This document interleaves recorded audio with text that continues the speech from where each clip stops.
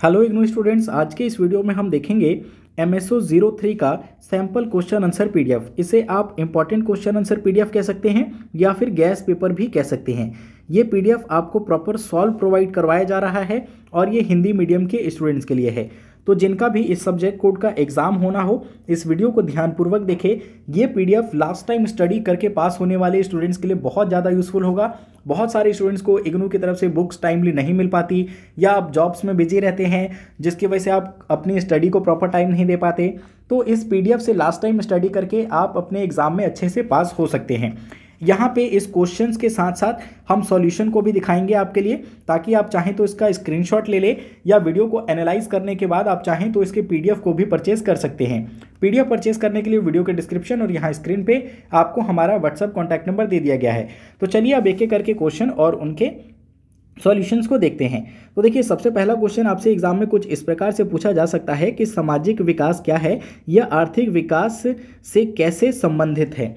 तो यहाँ आपको सबसे पहले तो बताना है सामाजिक विकास क्या होता है और सामाजिक विकास का आर्थिक विकास के साथ क्या संबंध है, इसको आप बताएंगे। तो इसका आंसर भी हम साथ ही साथ प्रेजेंट कर रहे हैं। पूरे आंसर को एक्सप्लेन कर पाना वीडियो में पॉसिबल नहीं है, तो आप इसका स्क्रीनशॉट ले सकते हैं या फिर जिन स्टूडेंट्स के पास बुक अवेलेबल हो, स्टडी मटेरियल अवेलेबल हो, वो सिर्फ इस क्वेश्चंस को नोट कर लीजिए और आप अपने बुक से ही इन क्वेश्चन को प्रिपेयर कर सकते हैं। अगला क्वेश्चन कुछ इस प्रकार से पूछा जा सकता है कि विकास के पारक्षिकता सिद्धांत के आलोचनात्मक चर्चा कीजिए।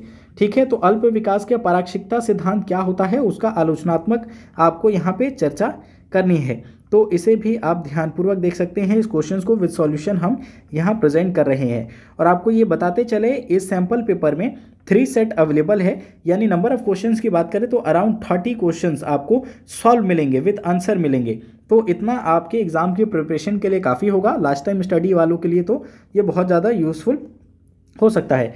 अगला क्वेश्चन कुछ इस प्रकार से पूछा जा सकता है कि गिडन्स के आधुनिकता के सिद्धांत की चर्चा कीजिए। गिडन का आधुनिकता सिद्धांत क्या है। ठीक है, तो गिडन के आधुनिकता सिद्धांत के बारे में आपको बताना है कि इसमें वो पूंजीवाद के बारे में बात करते हैं, उद्योगवाद के बारे में बात करते हैं, निगरानी क्षमता के बारे में बात करते हैं, सैन्य शक्ति की बात करते हैं। तो इन सभी को आप पॉइंट वाइज पॉइंट अच्छे से एक्सप्लेन करेंगे।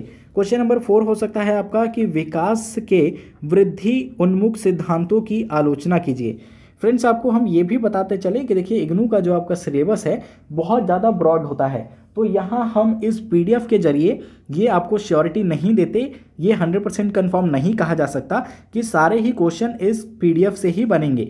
लेकिन क्योंकि प्रीवियसली ईयर भी अगर हम बात करें, प्रीवियस ईयर, तो ऐसे काफ़ी क्वेश्चंस बने थे जो कि आपको एग्जाम में पास करवाने के लिए काफ़ी होते हैं। तो आप इसको परचेज करने से पहले आप खुद डिसाइड करेंगे, एनालाइज करेंगे, उसके बाद ही इस पीडीएफ को परचेज करेंगे। अब चलिए बढ़ते हैं, अगला क्वेश्चन क्या आपसे पूछा जा सकता है उसको भी देख लेते हैं। तो इन क्वेश्चंस का आप स्क्रीनशॉट ले लीजिए या फिर इन्हें आप नोट कर सकते हैं।